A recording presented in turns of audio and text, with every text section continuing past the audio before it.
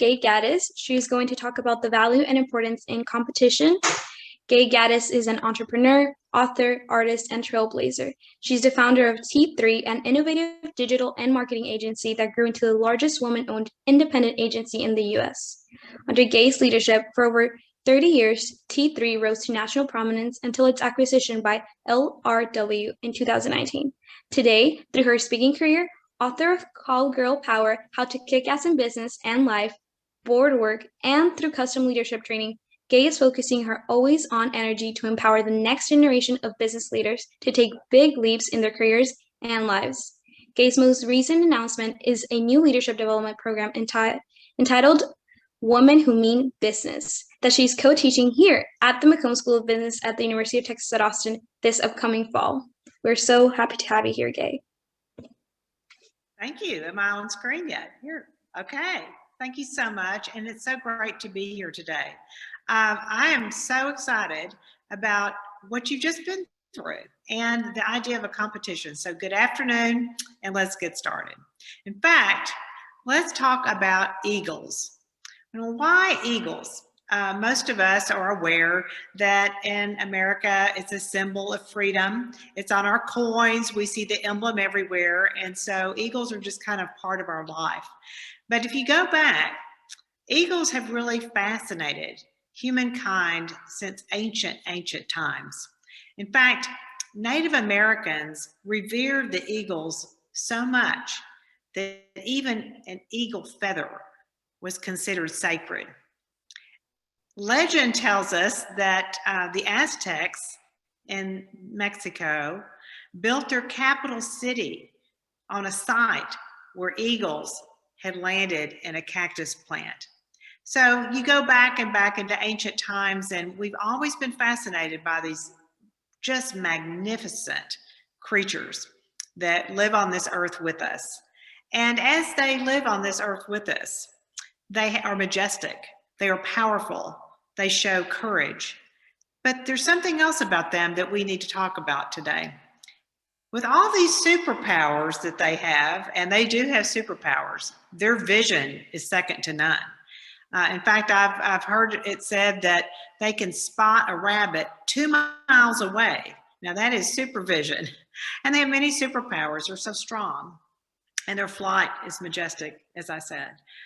But with all these superpowers, do they have competitors?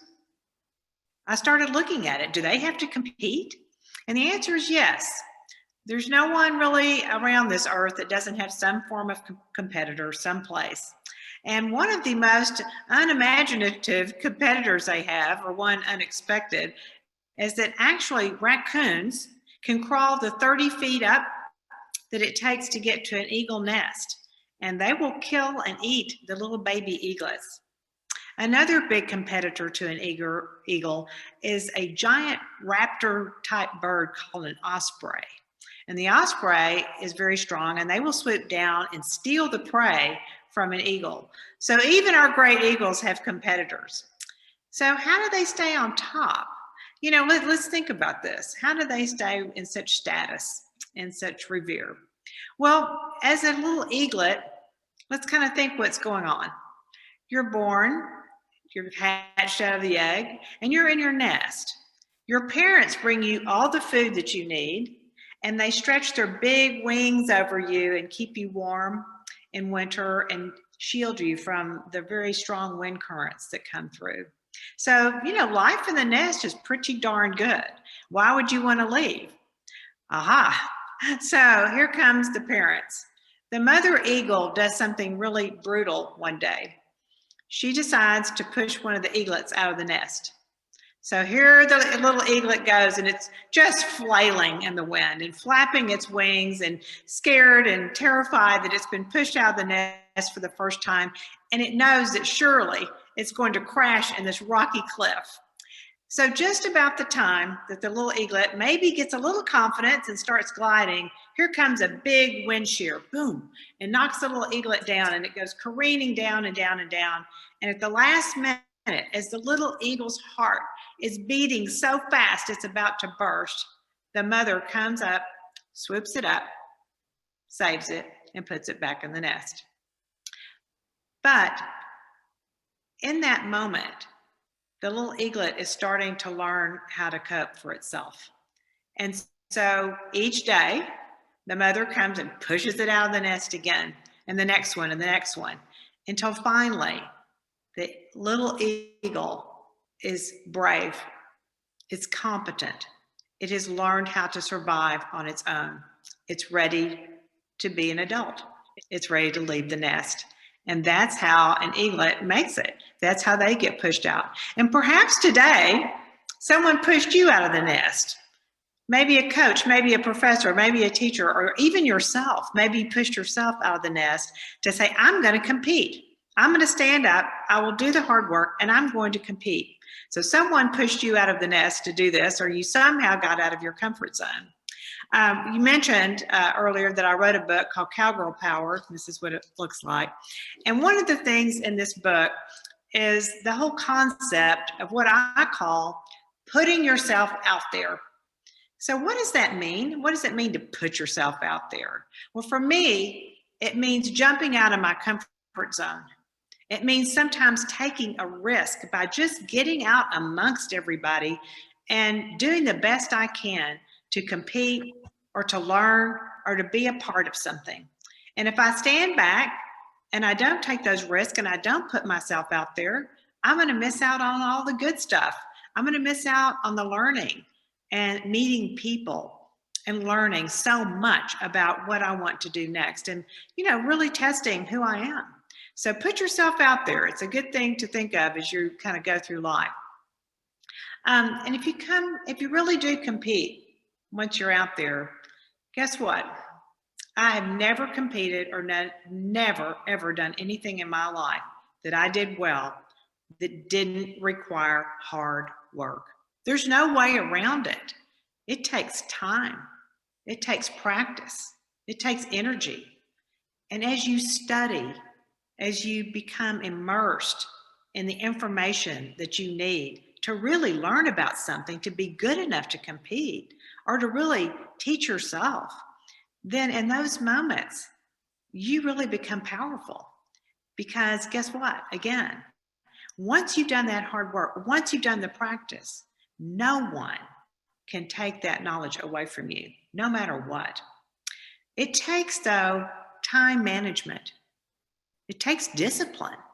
And to be able to work hard and really do the hard work that it takes to be great, you're going to have to really think about this and say, am I ready for that challenge? Can I take on the hard work that's going to take to get me to the next level? Every time I've done this, though, and every time I've seen my colleagues do this, they become richer. And they know that because they did the hard work, it's something that gives them competence. Let's kind of think about this thread of competence. Whatever you learn, and just think, you can learn anything today. At a tip of the finger, you can look up any subject, anything you want, and you can become an expert on anything. Once you do that, once you've done the hard work, once you've spent the time, then you become truly competent. And competency is a great thing. It's something to strive for because competency leads to confidence. And it's not self-arrogance. It's not self-importance. You have gained the confidence because you know your stuff.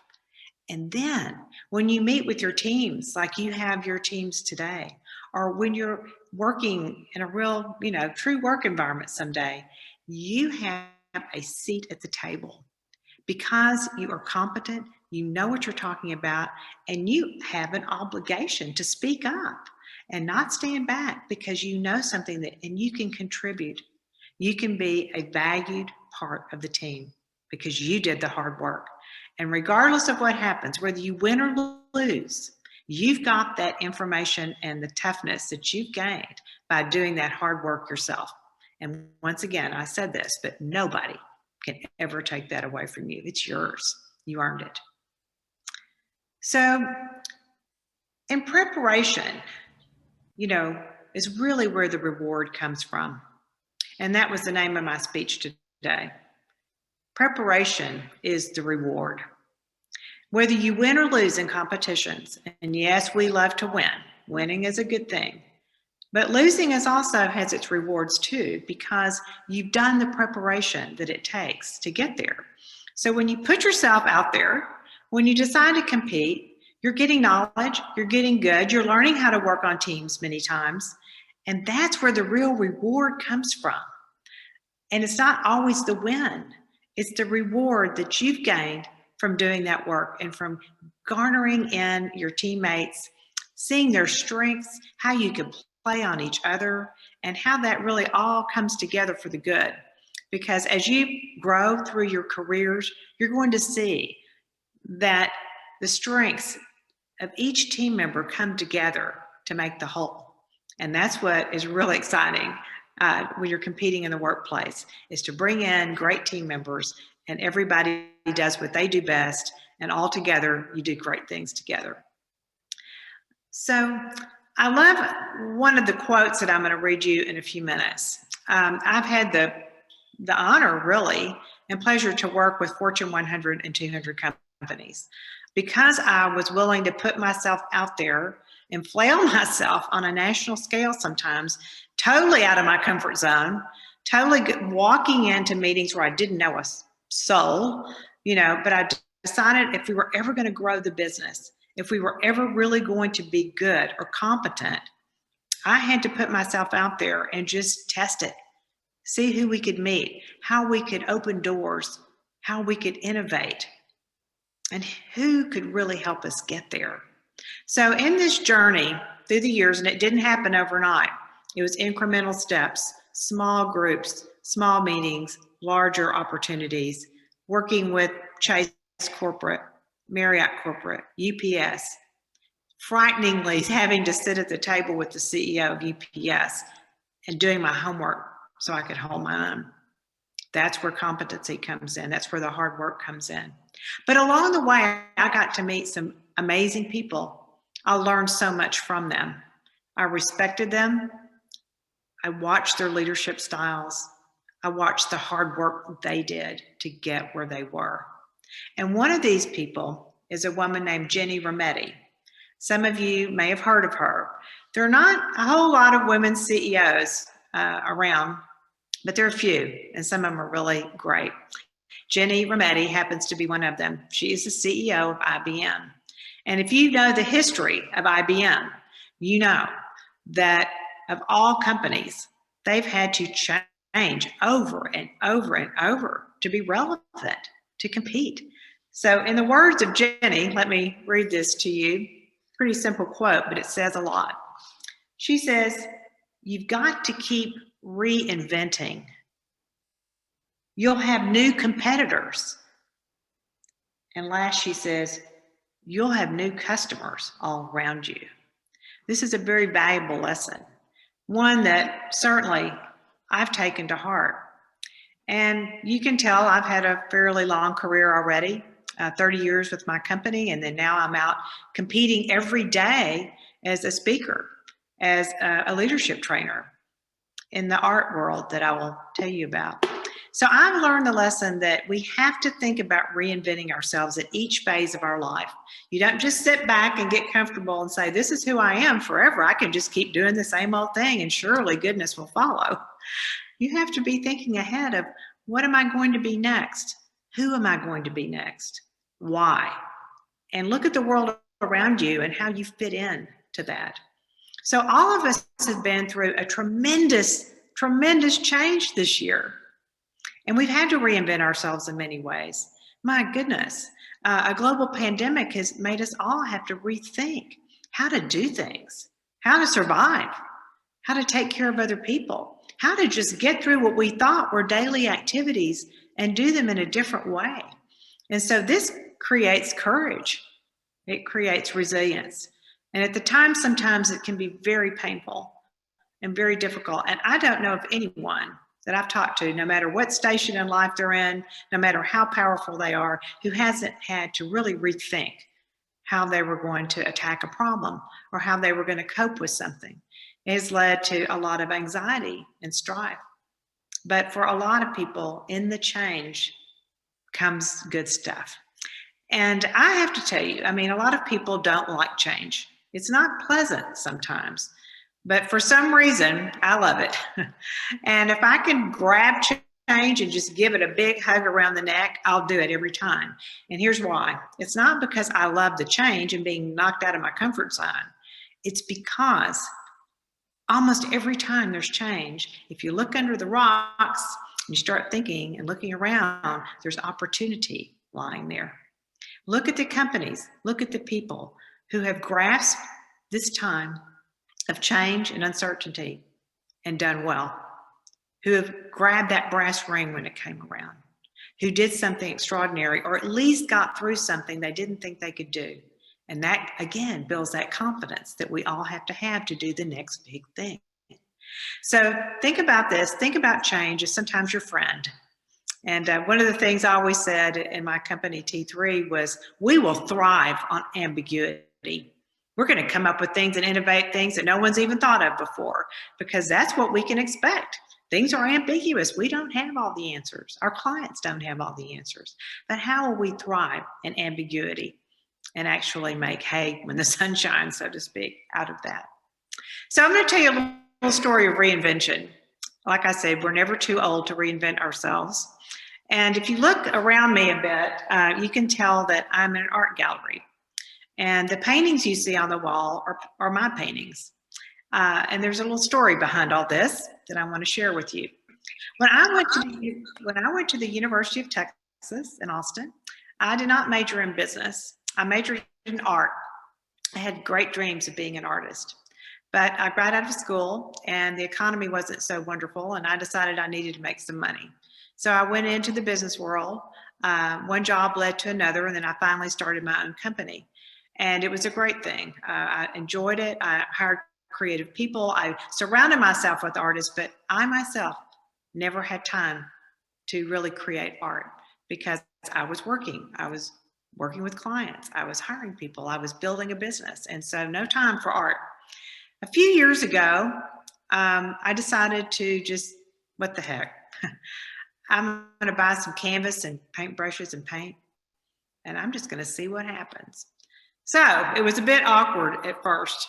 I'm going to tell you, it was not easy. I started painting and I was all over the place. You know, I was dabbling in these colors and this paint style and different sizes of canvases and, you know, just trying my lot at this. And some days it was very frustrating and I thought, what am I doing? You know, I don't even need to fool with this anymore. But then something happened. After hours of practice, hours of work, back to what I said, the hard work. It's like all of a sudden one day, eureka. I looked up around me and I saw the big Texas skies. And I'm fortunate to have time at a ranch outside of Austin and I can see the big skies. And I looked around me, I thought, wow, look at the color. Look at the majesty of the clouds. Look at the beauty around me. And so all of a sudden, I started putting the colors on my paintbrush that I was seeing in the sky, and I almost painted the canvas without even looking at the canvas. I was looking at the sky and just making it something of beauty. And it all came together. Now, I'm not going to tell you the whole story in between this, but you won't believe this. Through a series of connections and a long, hard work and a lot of activity, I ended up, after all these years of not being an artist, with a one-woman art show at a gallery in New York City. I was scared to death when I walked in the gallery on opening night. You talk about competition. I had never competed as an artist. I'd competed in business. I'd won and lost clients. I'd won and lost, you know, all kinds of things, but never as an artist. It was scary as hell. But I walked in that door and somehow the magic happened. All my hard work, all kinds of connections I had made came through for me. And we sold 22 paintings during that show over a month's time. It was amazing. I couldn't believe it. So since then, I've continued to paint. I've continued to get better at it. I've worked at it. I've worked at my craft. I've worked at connections. And over the pandemic, I sold 40 paintings, which blew my mind. I couldn't believe it. But a lot of people are trying to adorn their homes or home offices. And so I think it was kind of a good time to be in the art business. So with all that, you know, it's just really to say that that didn't come easy either.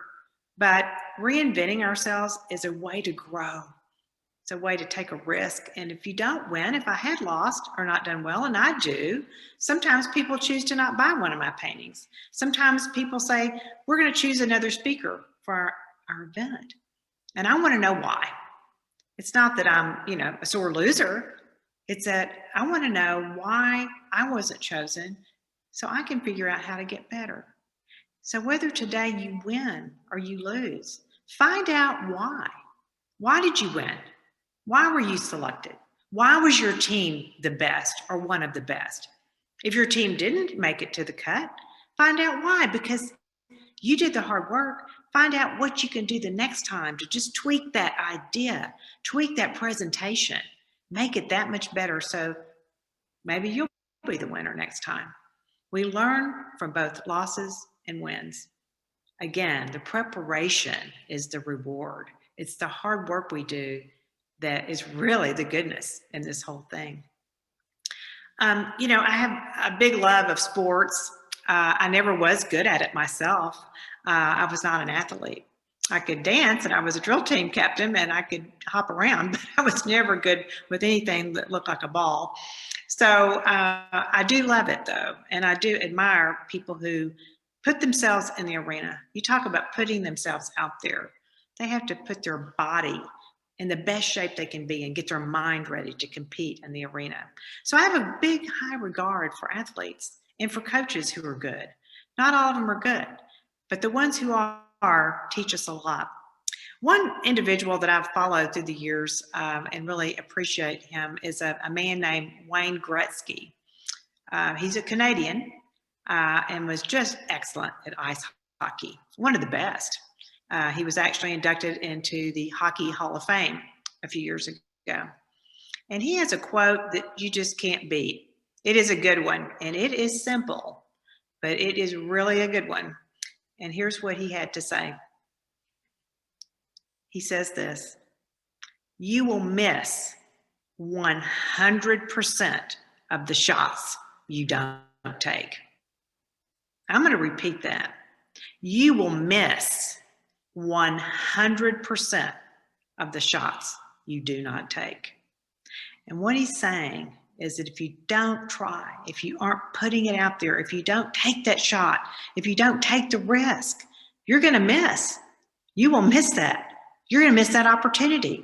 So get out there, compete, take the shots, and it pays off in the long run. It's a great quote. It's something I hope you'll remember. And let's kind of wrap this up before questions with a little bit more about eagles. Again, I think you're convinced after the opening of my speech that I'm a pretty big fan of the eagle. I watch them, I study them. I actually had the privilege of seeing some not too far from our ranch. There's some that come here in the winter and nest here along Buchanan Dam, around the Buchanan Dam area, very close to Austin. If you ever get a chance, if you're in Austin, to go see them, it's quite majestic to see those beautiful eagles fly. But they have something else. They have a skill that is really, really amazing. And that is, and it's a survival skill, once again.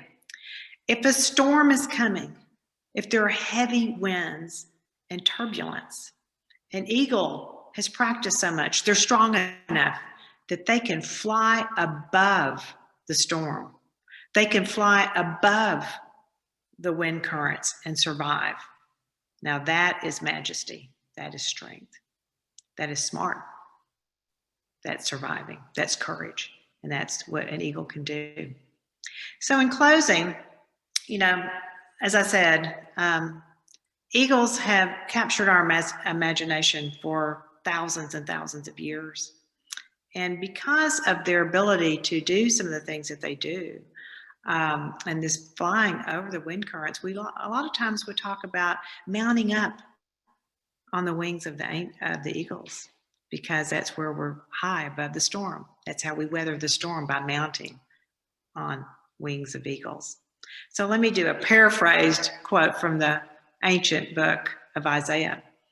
It says, you will renew your strength. You will mount up with wings of eagles.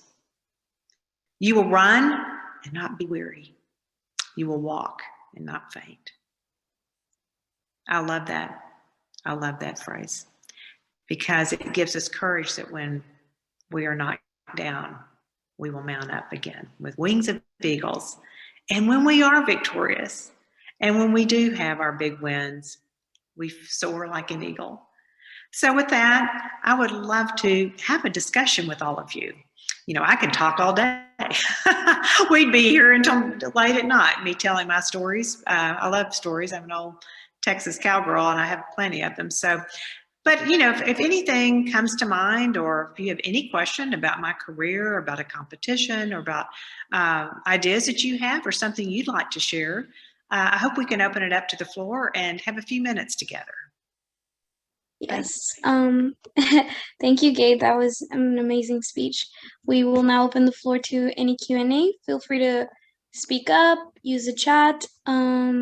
Yeah, any of the above. I think the first question that we have is, are the skills you learned as an artist have helped you as a business leader? Like, are the skills the same that have helped you? Yeah, I'm really glad someone asked that question because yes, absolutely. And you know, we can major in a lot of different things in college or train for a lot of different things, but art is a discipline. It wasn't just having fun with paint. I mean, I really was a very disciplined student and had to go through all the coursework that I had to get from point A to B. So even to be able to start doing what we call life drawing, which is where you draw the human figure, we were required to draw the skeletons of a body, the bones, the muscles, the structures, what was underneath the body. So when you did start to really draw the human figure, you knew what it was made of. And so there's a lot of discipline and work that goes behind that.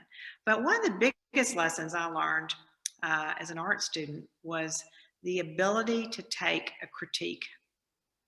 And if you're an art student, you learn how to take it or you're out. Because every week, or sometimes more often, your work gets put up on the wall and the professor and even sometimes the other students have an opportunity to make comments about it. They can critique it. They can tell you if they think it's good or not. And in that time of critique is when you really learn that, wow, most comments that are being made here were really made to make me better. They weren't here to tear me down. And, you know, at first you might kind of bristle up when someone says, well, you know, that shape doesn't really work on the page with the others, and or that color needs to be more intense, or, you know, that didn't really pop out the way I think you were trying to solve that problem. Because art is problem solving. Every second that I'm painting, I'm solving a problem. And so that's good too. You're problem solving. You learn how to take a critique. So later in business life, if someone critiqued our work or critiqued me, I didn't take it as personally. I took it in the light that most of the time they were trying to make me better. And if I listened and took in their advice, and I didn't have to do everything they said, but if I at least considered their critique and their advice, I would always get better. Thank you for your answer. I had a quick question, Gay. Thank you so much for speaking with us. Can you talk a little bit more about what were some of the challenges that you encountered as a woman when you began your business? Yes, and you know, and they don't all go away. I have news for you, ladies. Well, the thing is, many times I was the only woman in the room, and I was competing as an agency, an advertising agency early on, with the big companies, and we were small. And so we had to go the extra mile to be noticed. And I had to really, literally put myself out there and say that I would guarantee the work. And so I went the extra mile to have a personal relationship with those people who were going to work with us. And I would always say, you know, if there's anything we need to do, if there's any deadline we haven't met, if there's any budget you're concerned about, pick up the phone and call me right then. I'm there. Because I knew that was a competitive edge a lot of times, is that I was putting my name on the line for the work and my reputation. And many times my competitors were kind of big conglomerate or a big company, and just kind of get lost in the shuffle, or someone else would delegate it to someone else. But the buck always stopped with me. And that's literally how we would start to grow business. The other thing that we did was I couldn't always compete head on with these big companies. And so a lot of times, and I really didn't even like some of the pitches that they would do. You'd spend all this money and come in and show all your work, and then somebody would get picked. It was a competition of sorts. But I had a different way of competing a lot of times. We would go into a company and say, give us your toughest problem. We're not trying to pitch your business. We just want to see if we can help. And I think we can. Give us something to work on. So they give us a small project, maybe something tough. And we come in and figure it out, or come up with a different way to do something, or a cheaper way to do it, or a more interesting way to do it, an innovative way to reach their customers. And so we would do that. And what would happen, now this is kind of gross, but I told you I'm a cowgirl. If you've ever, this is wild, but I'll tell you anyway. If you've ever seen a coyote kill an animal, what happens is they don't try to eat the whole thing. They kill it fast. They try to kill it in the jugular, and then they start eating at the weakest place, the softest place on the animal, and that's the underbelly. So I would always laugh and say, you know what?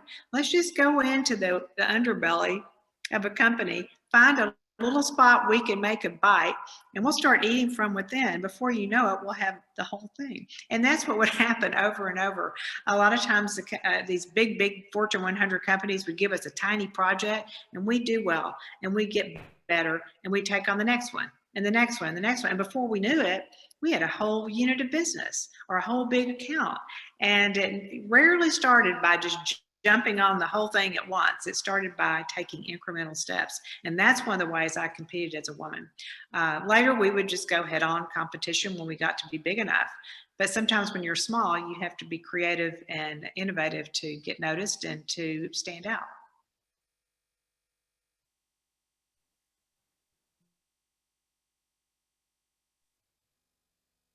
Thank you for that answer. Okay, another question that we got was, your book is called Cowgirl Power, and there's historic cowgirls profiles in your book. Why cowgirls, and what makes them so unique to you? Thanks for asking that.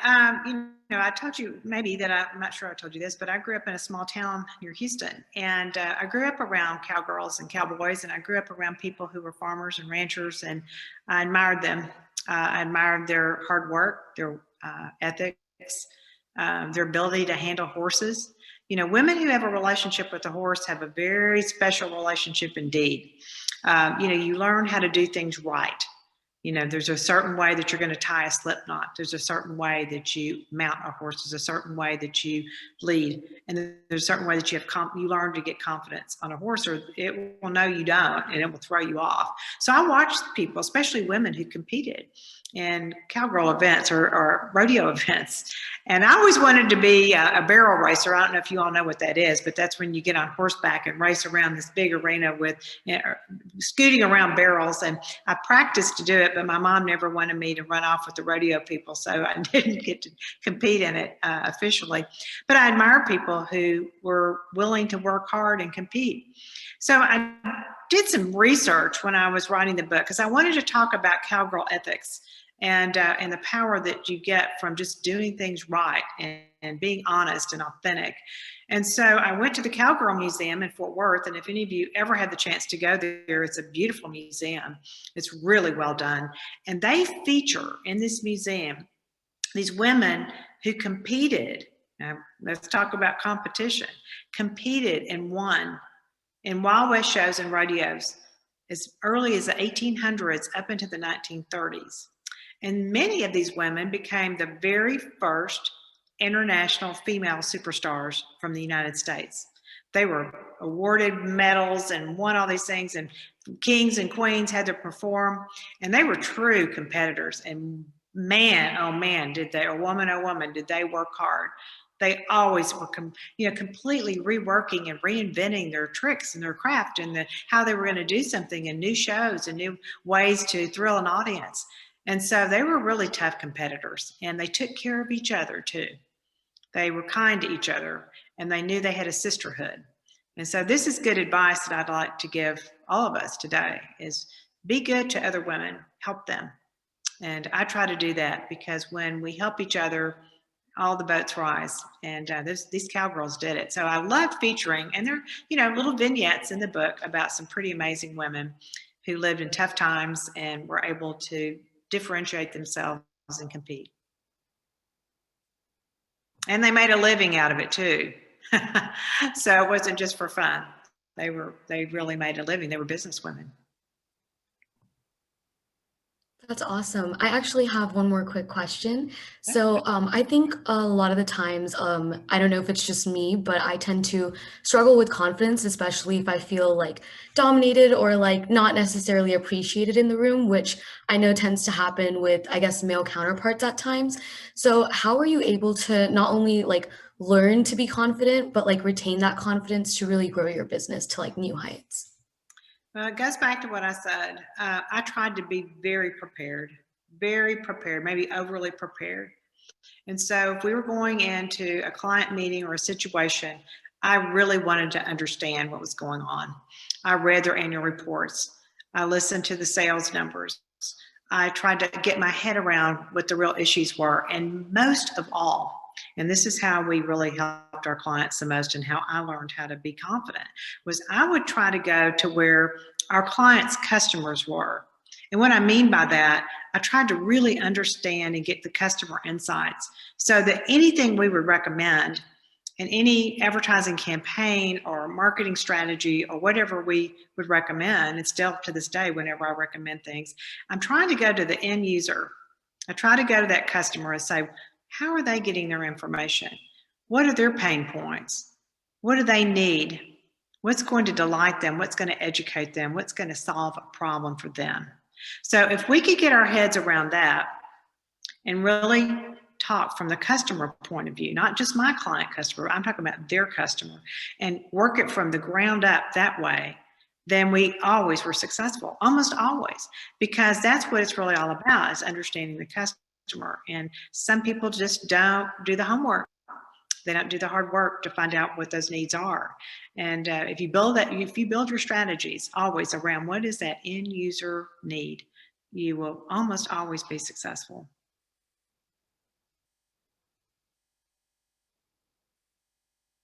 Thank you. We have one last question. So, during your time as a business owner of T3, what would you say was your biggest challenge? Okay. Well, several things were challenges, but probably the biggest challenge is when we would hit recessions or when the economy would go down. Because if you know much about marketing and advertising, those budgets get cut first, usually. So if a company has to tighten their belt and their sales are down, they'll go straight to the advertising and marketing budgets and start cutting. So that meant us. That meant sometimes we would lose business or get our budgets cut or have to do more with less. And that was tough. It was really tough. And not only that, it sometimes forced me to have to make the tough decisions about downsizing the staff because I just didn't have the income to support them. And so we had to be very candid. And I was as open about it as I could be. We did it as kindly as we could, but it was tough. And it breaks your heart when you have to let people go that you love and that you think have done a great job. But it's the only way to survive sometimes. And so that was tough, letting people go. It's the toughest thing I ever had to do. And I had to do it anytime I had a loss of business. One time I had a huge loss of business for no fault of our own. It's a very long story, but I lost $70 million worth of business one day. And it almost killed me. But we made the cuts we had to make. We did the things we had to do. And then you talk about putting yourself out there. I wanted to save the company. So I went every place I could. I called everyone I could and tried to get in new business to save the company. And we eventually did it. My team came through for me. I mean, we worked so hard, but we finally survived and we made it through. But loss of business, downturn economy, and then having to let people go just knocks the wind out of your sails. I mean, it's hard. But then somehow when you make it through, just like this pandemic that's happened to so many people, they've had setbacks, big ones. But somehow when you get on the other side of it, you've learned a lot. And hopefully you won't make some of the same mistakes. And I'll finish by saying this. When I lost $70 million worth of business, literally one day, it was a business mistake that I'd made. And that is I'd let one client become too big in the pie chart. So as you own a business, you look at all the companies or all the business you have, and you never want one client or one customer to be more than half your business. And that's what happened to us. And there was a good reason why we did that. I mean, I wouldn't trade what really happened because we were continuing to do great work and growing that. But it was, in the overall scheme of things, not a good business strategy. And so I learned from that, and we never let it happen again. I never would let one client grow to be a majority of the business. We kept always trying to add or manage that portfolio of business so that we weren't so dependent on one client. That was thank you for that answer. That was so interesting and inspiring to see that you actually came on the other side. You can make it. So if you want to keep up with me, you can find me at my newsletter. We give out advice every 2 weeks, some fun stuff. And so join us there, and we'll be glad to have you on our list or follow up with us. Thank you so much. We were so happy to have you, Gay. Thank you for your time. Thank you very